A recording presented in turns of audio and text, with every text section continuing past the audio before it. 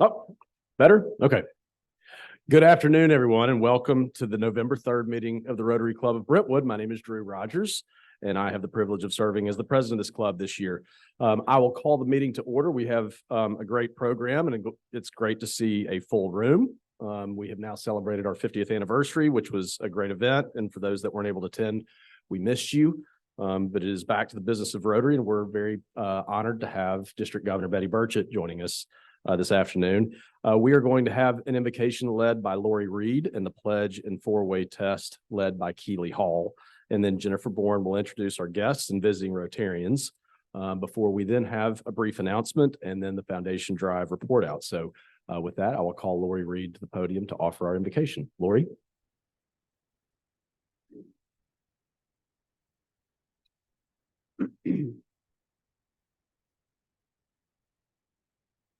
Let us pray. Heavenly Father, we thank you for this day, this city, and this very special Rotary Club. Help us to continue the good work that we do, putting service above self.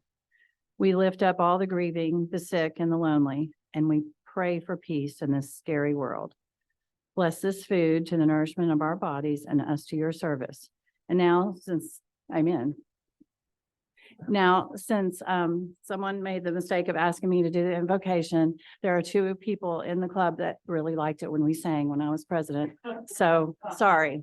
You are my sunshine, my only sunshine. You make me happy when skies are gray. You'll never know, dear, how much I love you. Please don't take my sunshine away. Thank you.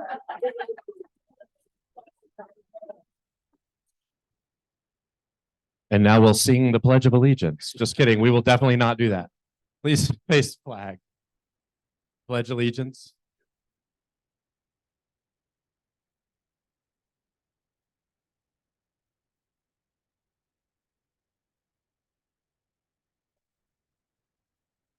Now the four-way test of the things we think, say, and do. First, second,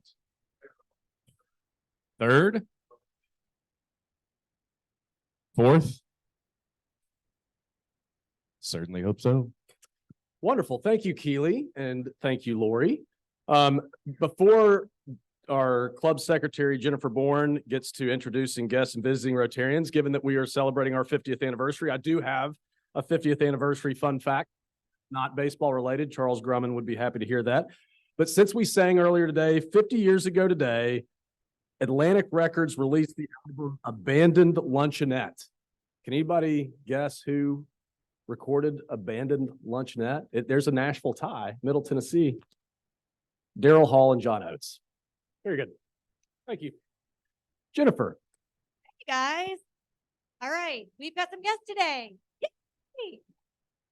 There was no excitement in the Yay. Thank you. All right. Our first guest today. So in true fashion, Leadership Brentwood, there's a lot of people in this room who are Leadership Brentwood alum. Hannah Shellnut. She's with Shellnut Campbell. It's Shellnut Campbell, right? Or Shellnut Insurance Group here in Brentwood. She is a member of the current class. So she's doing her homework. So please come by and meet her and say hello. Hey, Hannah. Wonderful.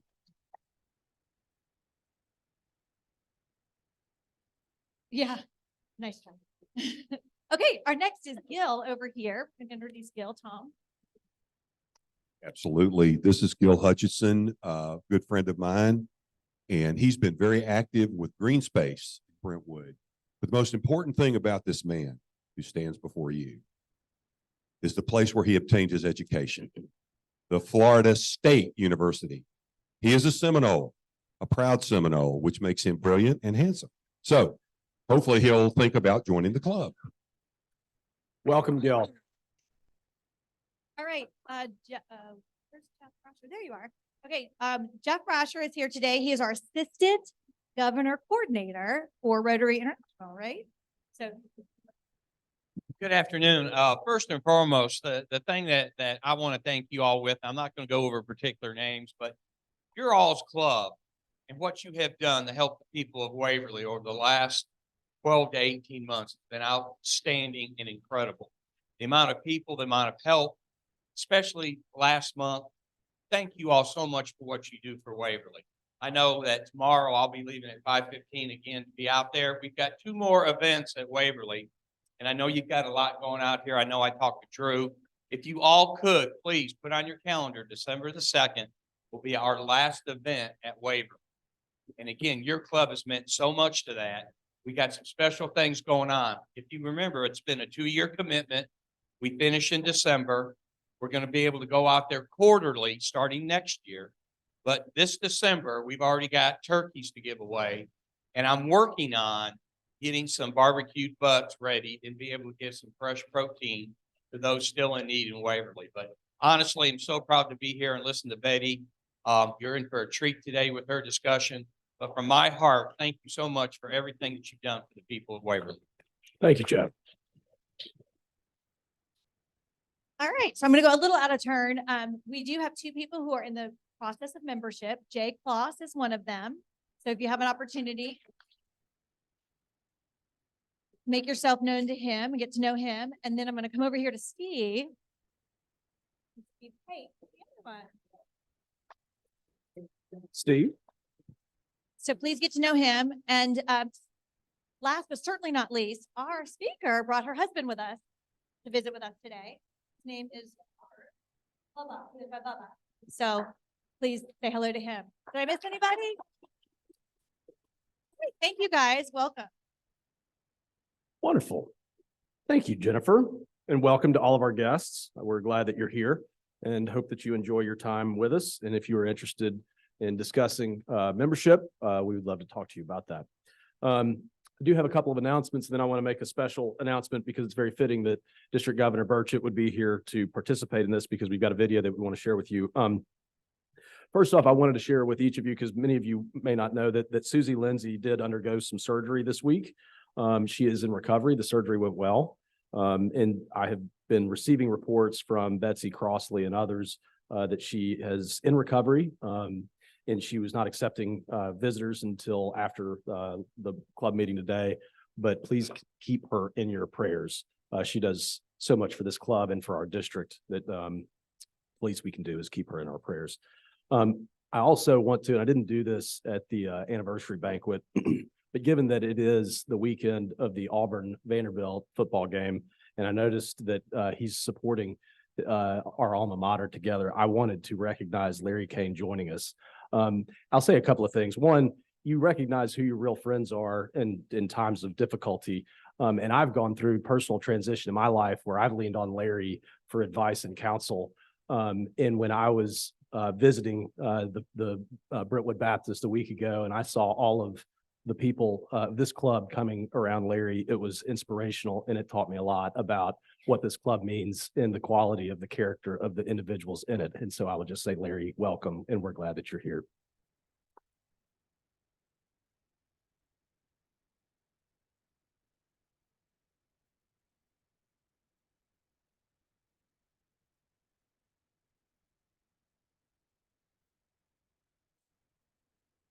Also noticed that Stephen Hall is here, and I wanted to recognize the birth of his daughter, Lila Elizabeth Hall. Congratulations, Stephen. We didn't get to see you after the week that she was born, so we're glad that you're back and welcome her. Next, I would like to introduce or welcome to the podium Dick Bowers, because as I mentioned, it's appropriate that we're doing this with District Governor Burchett here. We do have an active project going on in Honduras. But Tom Carr has said a couple of things to me that I think are important for all of you to know, and especially within the context of our foundation drive. But Rotary is one of the few organizations where you can leverage $1 into 2 or 3 through the power of matching grants. And this is evidence of how we've done that specifically within our own foundation. As someone that just downloaded ChatGPT on their phone, it might appear that this video that you're about to watch was produced by artificial intelligence. It will blow your mind. But before we actually watch the video, I'm going to ask Dick to tee it up. Dick. Thank you. So everybody, every year, Rotary International has an international convention. Next year, it's in Singapore. Hope to see you there. Last year, it was in Melbourne, and in 2019, it was in Hamburg. If it's in Hamburg and in Germany, there has to be a beer tent. And I have to go to the beer tent. You sit at the beer tent, somebody else sits with you and you start chatting. I started chatting with a Rotarian who started asking me if I knew anything about prosthetic arms. Said, not much. And he said, well, let me tell you. So he was an ambassador for something called LN4, which is a not-for-profit which provides very simple prosthetic arms for people. He convinced me that I needed to take a bunch of prosthetic arms to Honduras, where this club and others in the district have been working for many, many years. 25 prosthetics arrived at my house. I put them in a suitcase. I took them to Honduras. The club engaged, the Choluteca Rotary Club, and they have now given out over 200 prosthetic lower limbs to people in Honduras who needed them. That limb project got them into the business of, well, should we do legs? So they started, legs are much more complicated than the simple little arm. They contacted a company named Penta, who reconditions and makes prosthetic lower limbs, total legs, cut a deal with them that Penta would send used parts and other things to them, and they could put them together. That project is now ongoing, thanks to the foundation here in the club. We have been able to send money, which is used to ship the parts from the States down to Honduras to build an individual leg for each person who needs it, and to get them the rehab, muscle coordination, and everything they need to actually use the prosthetic leg. I had a Zoom call with my friends down there last week and said, we need to have some photos and videos of things so the club can see what we're doing, because what you're about to see would never have happened if it hadn't been for your contributions to the Rotary Foundation and the BRCCF. So pat yourself on the back and let's take a look at the video.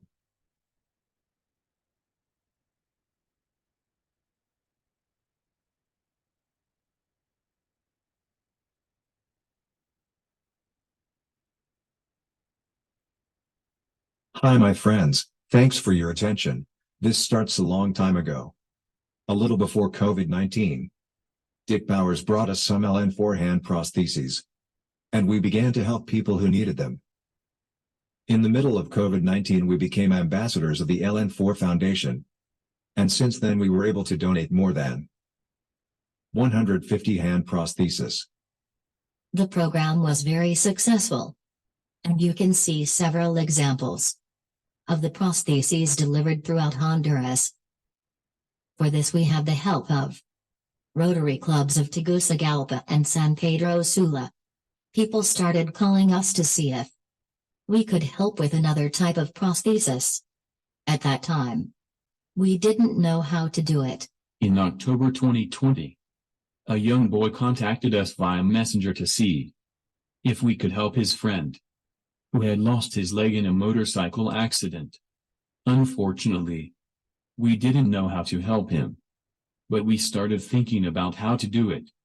And we thought, and we started looking for where to get help for him.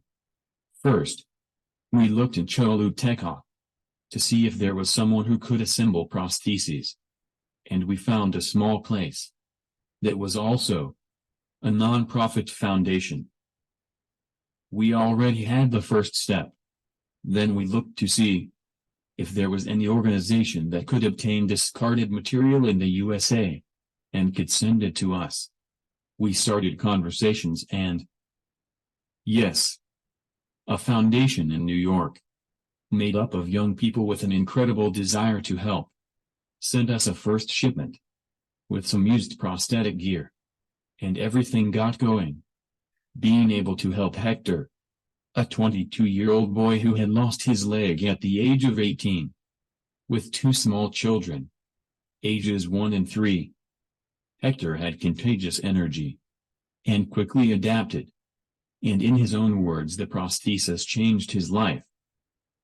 He was able to go out with his children, go back to work, have as normal a life as possible.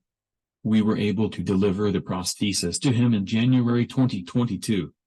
a year and a half later. But we did it.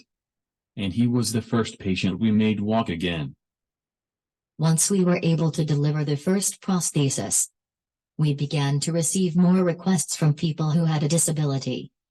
The list grew and grew, and only in the south of Honduras. We planned to make the project bigger, and also that the people who could not pay for the parts that we did not get from Penta would get them for free. Unfortunately, in Honduras, there are people who live on less than $2 a day and cannot afford anything. Remember, the prostheses are custom made.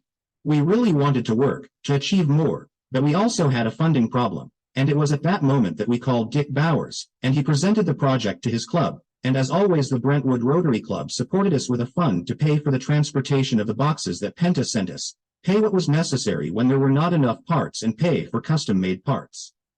And we got to work again. The first thing we have to do is select from the list that Penta has at that moment, the pieces that we think are needed, from those suggested to us by the person who assembles the prostheses in Choluteca, at the Vida Nueva Foundation.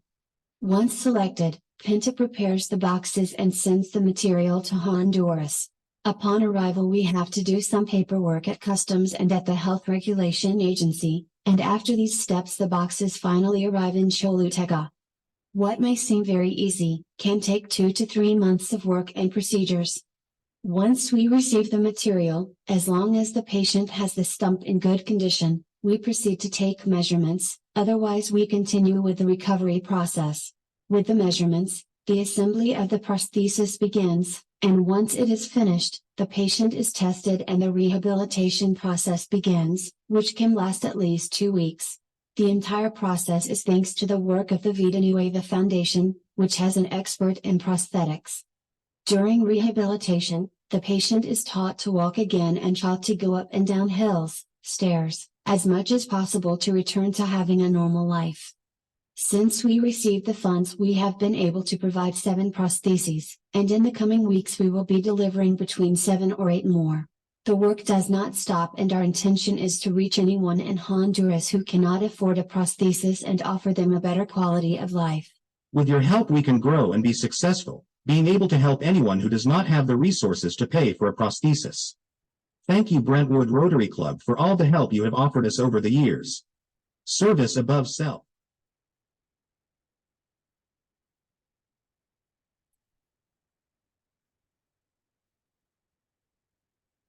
Dick, I knew that you were an ambassador and a diplomat. You kind of looked like a James Bond with a cold at the beginning there with the briefcase and the suit. It was really amazing.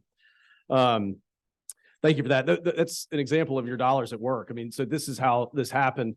In all seriousness, Dick, thank you for your leadership of this project because this is how it worked. Dick brought it to our local foundation. We decided it was something that we wanted to support and that it was worthy of support. And then we actually leveraged our donation with a district matching grant. So we effectively doubled what our foundation was able to give and doubled the impact of what our club alone was able to do through a district matching grant. So thank you for that.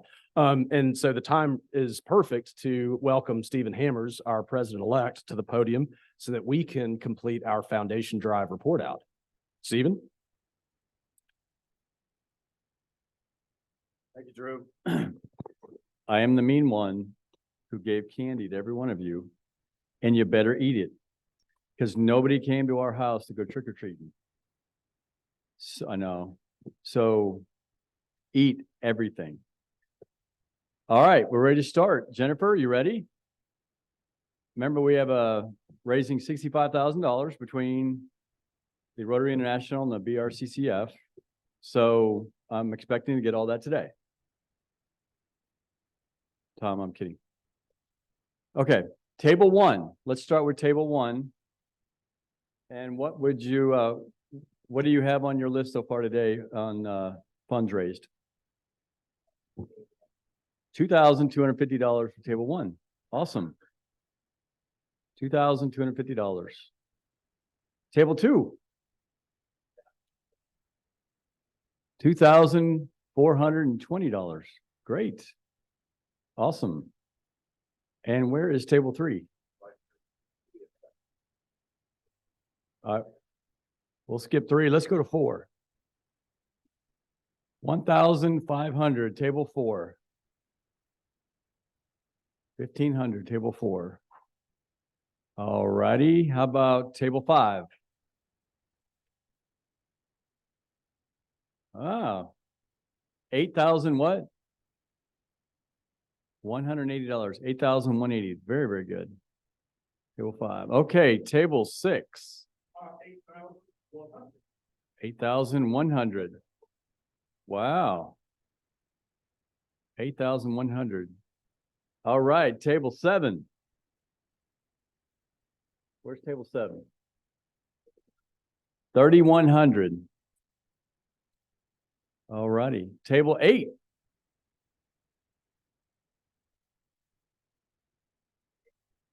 $1,800, table 8. Got that? Ray Tom, table 3. 5,600 for table 3. Awesome. And I just did 8, right? We got 8? Okay, 9, table 9. 3,430, table 9. All right, awesome. Table 10. 700, table 10. It's a great day. 700. All right, table 11. 4,400 for table 11. Well, I'm ready. You gonna add it up? Wow, 41,450. That is a great week, folks. That is an incredible week. Awesome. Congratulations. All right. Thank you, Stephen, and thank you all. That is a great start. We've got a couple more weeks to report on the board. So I'm sure we will finish strong. It is my honor to get to introduce our guest speaker today, District Governor Betty Burchett. Born into a farming family in Williamson County, Betty learned the value of honest, hard work at a very early age while working on her family farm. In 1995, Betty moved from Franklin to Clarksville with her husband, Robert, who's also known as Bubba. Welcome, Bubba, and their 2 children. Betty currently serves as the Senior Vice President of Information Technology and Security for Legends Bank. It was in Clarksville that Betty was first introduced to Rotary. In 2001, she was Director of Information Technology for Montgomery County Government when the Montgomery County trustee invited her to a Rotary meeting. Joining Rotary shortly after her first visit, she served in several leadership roles in her Rotary Club and chaired many large fundraisers. In 2013, Betty received the Rotarian of the Year award and was the first woman president of the Clarksville Rotary Club in 2014. That club was 93 years old at the time. She's a graduate of Rotary Leadership Institute and the Rotary Graduate School. She's also served at the district level as the grants chair. She's a graduate of 2006 graduate of Leadership Clarksville. In 2009, Betty was given the Woman of Distinction Award by the Fort Campbell EEOC office. And in 2010, Betty was named Middle Tennessee Assessor of the Year. And then in 2012, her peers named her Tennessee Assessor of the Year for her leadership in the Tennessee Assessors Association in Montgomery County. Betty is a graduate of Dale Carnegie and has served as a Dale Carnegie coach and as a certified John Maxwell team member. Betty's greatest pride and joy are her 3 grandchildren, and we're very proud to have her as our guest, District Governor Betty Burchett. Welcome.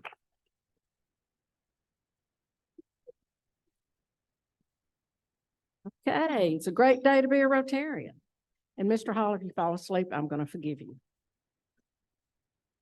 These are tough days. They're precious, but they're tough days. Having a new baby in the house. It was so fun coming in. We went by, got off Concord and went by Lipscomb School. And my husband goes, "Isn't that where our kids went to school?" So we're from here. I went to Lipscomb School. So born and raised in Williamson County when it was agriculture. I tell people I grew up in Williamson County when it was still cool to be a redneck. So, yeah, I loved it. My daughter and my 3 grandkids, my daughter moved my 3 grandkids from Clarksville, 10 minutes down the road to Franklin because her husband got a job here. So we keep the road hot. So we're down here a lot. But I appreciate you all being here. You've got a great looking club. And congratulations on raising so much money for your foundation. That's incredible. And I'll use Dick as an example as I go along because that video exemplifies what Rotary means. But my job as district governor, as I go across the district, is to let you know what our Rotary International President's initiatives are this year. And Gordon McAnally, our international president, and his wife Heather are incredible people. They're down to earth, caring, and just love people. They're just lots of fun. He is a dental surgeon and she is an opera singer. But his initiatives this year, he's going to continue the Empowering Girls Initiative that was started a couple of years ago. He's passionate about bringing peace to the world. He wants to accelerate the eradication of polio, and his #1 initiative is mental health awareness.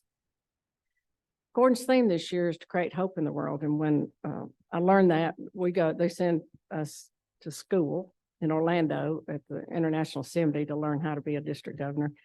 And he gave us our theme, and it was create hope in the world. And so I went out to the Rotary International website, and all these things are on the Rotary International website that describe Rotarians. And I think Dick was a perfect example of this, doing what he did in the thing. So thank you, Dick. Somebody gave you an idea and you followed through with it. Thank you. And I thank your club for doing that. You're giving everybody hope. But I was just so proud after I did that to be part of a group of people that do those type things every day and create hope in the world.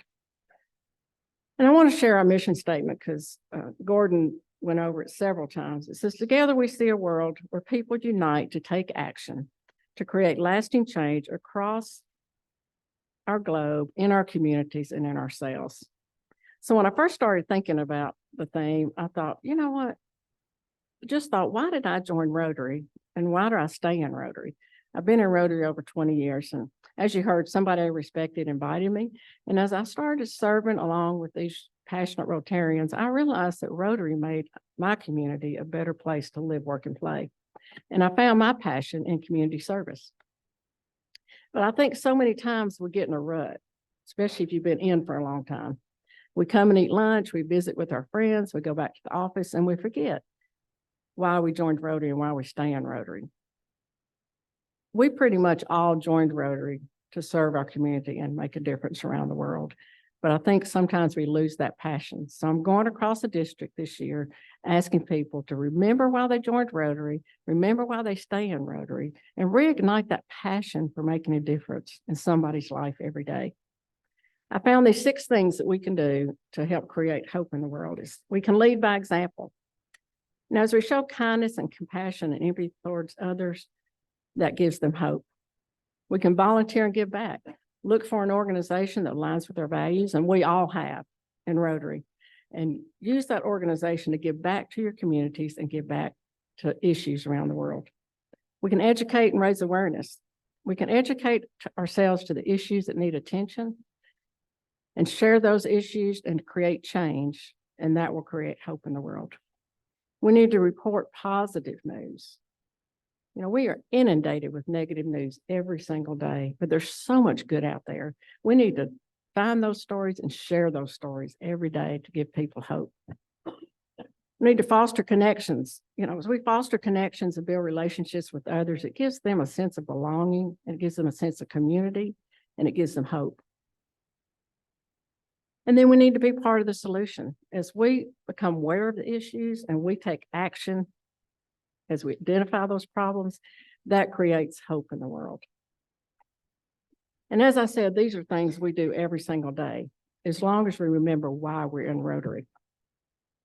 My goal for our clubs this year, it's simple. I'm a country girl. I go back to the basics. I want all of our clubs to have a positive increase in membership, but I think we're missing the boat. You know, people join, but they don't stay. And I pick on Southern Baptists because my father-in-law is a Southern Baptist preacher, so I can do that and get away with it. But, you know, in Southern Baptist, they say, invite people to church, because they want to be one of the fastest growing churches in the Southern Baptist Convention. But you invite some people, 2 months later, you look across the auditorium and they're gone. And why is that? Because we don't engage them. We don't make them feel like a part of the family. And I am here to tell you, I'm bad at it too. I serve on a board in Clarksville with a young lady. And I go into the board meeting. She said, you know, Betty, I haven't been to a Rotary meeting in 3 weeks. Not a single person sent me a text, sent me an email, or checked on me. So now I make it a point. I look across the room. If somebody's not there before I leave the parking lot, I will send them a text, say, hey, missed you today. Are you okay? Because we get busy. We forget. Some of our larger clubs have the buddy system. If you don't know why your buddy's not there that day, you got to give up some happy bucks, which I think is a great idea. And your club's large enough to do that. I took that idea. I love going across the district and stealing ideas and take it back to my club. They're all, when I get back to one of our meetings, they're like, okay, what'd you learn? What can we do? So the buddy system's a great idea to engage and make sure you know everybody's okay in your club. Make them feel part of the family. Membership too, besides engaging and making them feel like part of the family, you will find that community service will directly reflect on your membership. Our club was the fastest growing club during COVID because we still got out there every month with our Rotarian at Work shirts and made a difference in our community. And what we found is that young people want to make a difference in the community, but they don't know the avenue to do that. We got more young people in that year because they would ask, they stop us and say, what's Rotary? So always have your elevator speech ready. And I heard the other day, don't call it a civic club. We're a service club. And share that with them and then bring them in, engage them, have fun. They want to laugh at the meetings. They want to make, but they love making a difference in their community. Some people love to give their time, talent, and treasures internationally. I'm not a big traveler. I'm a country girl. I like staying close to home. But I make a difference around the world by giving to the Rotary Foundation. And I love giving to the Rotary Foundation because they have a 4-star navigator rating. And I work really hard for my money, just like everybody else in here. And I want to make sure when I give it away, it's going to the right place. You know, we take for granted, we walk in the room, turn the light switch on, the lights come on. That is not the case around the world. How would you like to walk 10, 15 miles for clean water? A lot of areas do that. And you know, we live in a free country. We can watch our kids grow up, get educated, and get married. And that is not the case around the world. 12-year-old girls are taken from their families, sold into prostitution. 12-year-old boys are taken from their family, trained to be soldiers, and are carrying machine guns at 12 years old. Many, many children have to leave their educational pathways just to work and support their families.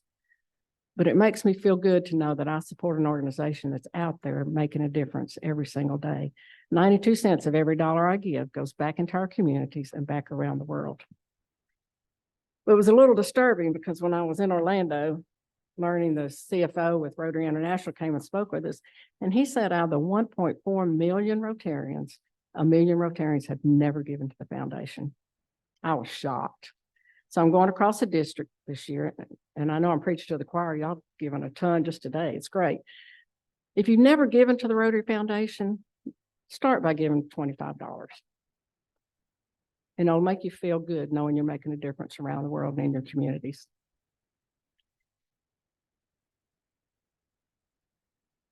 You know, if you already give, we probably have a ton of Paul Harris Society members in here.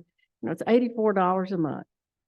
I call it, just automatically comes out of my account every month. It's $2.74 a day. And that's what Eddie Allred came through last year and told us. And I am yet to get him to tell me where he shops because I can't buy a Coke and candy bar anywhere. And he kept saying, it's just a Coke and candy bar and it's better to give it to the Rotary Foundation.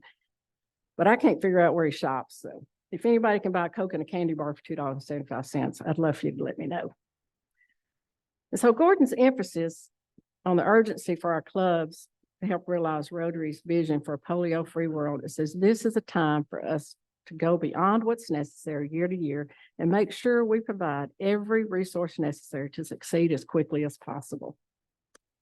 You can become part of that by becoming a Paul Harris Society member. It's a pledge of $100 a year. Eddie designed these pins last year. And that's what this one means. It means I've just pledged $100 a year for the polio eradication program. And you know, they say polio is just a plane right away. Right now, we've got 9 cases in Afghanistan and Pakistan. And we live in Clarksville, one of the largest military bases in the U.S. I would be so devastated if one of our soldiers contracted polio and brought it back to Clarksville, Tennessee, and one of my grandkids caught it. It's a paralyzing disease, and it attacks a lot of children. In 1955, just in the U.S., we'd had 16,000 paralyzing cases of polio. Franklin Delano Roosevelt contracted polio. He started the National Infantile Paralysis Foundation, which later became the March of Dimes.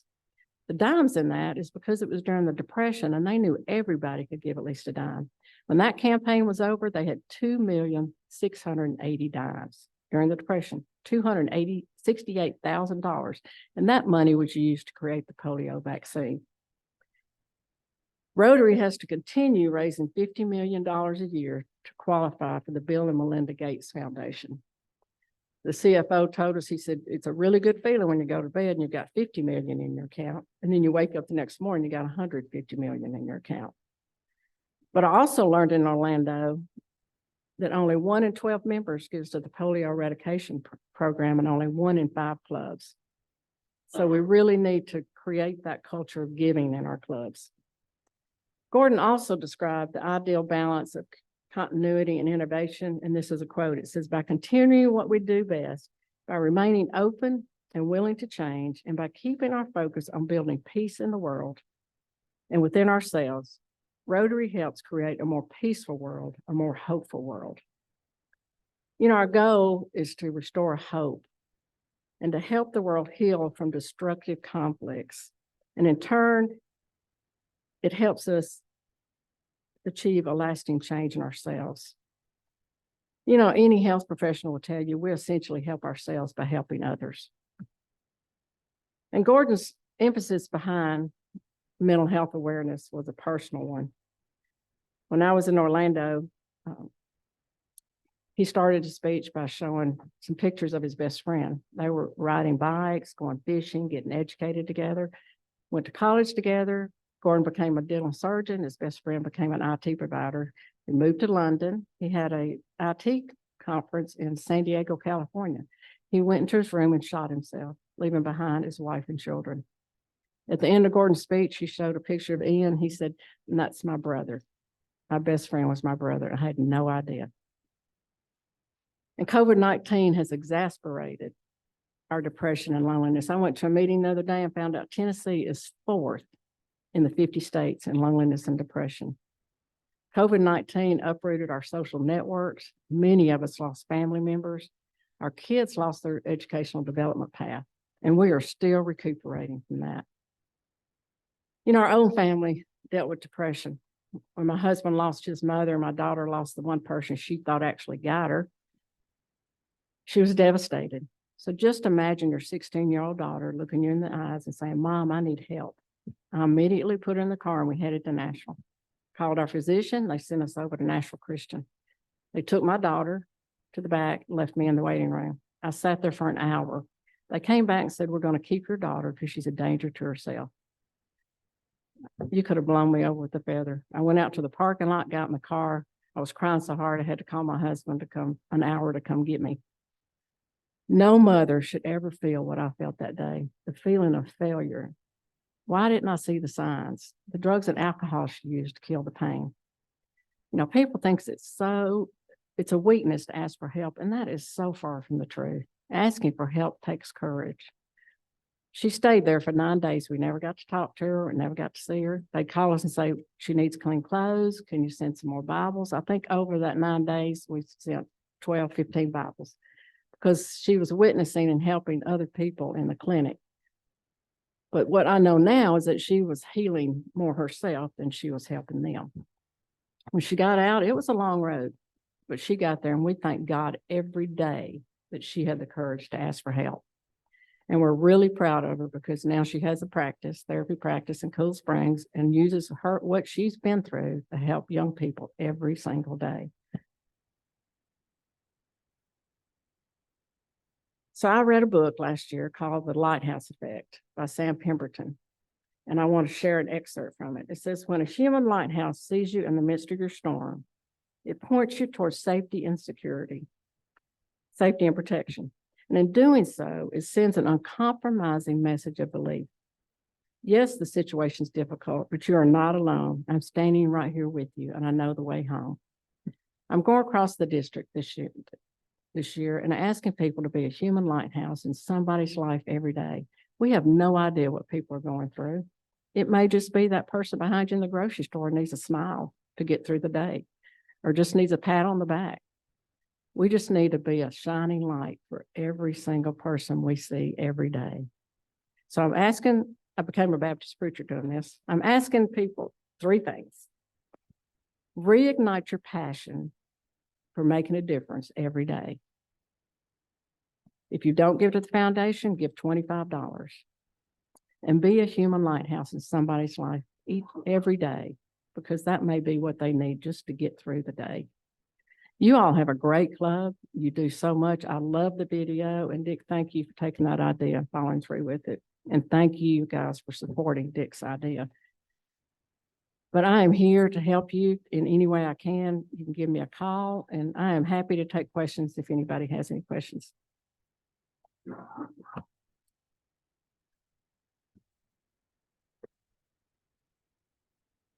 That's good. Thank you.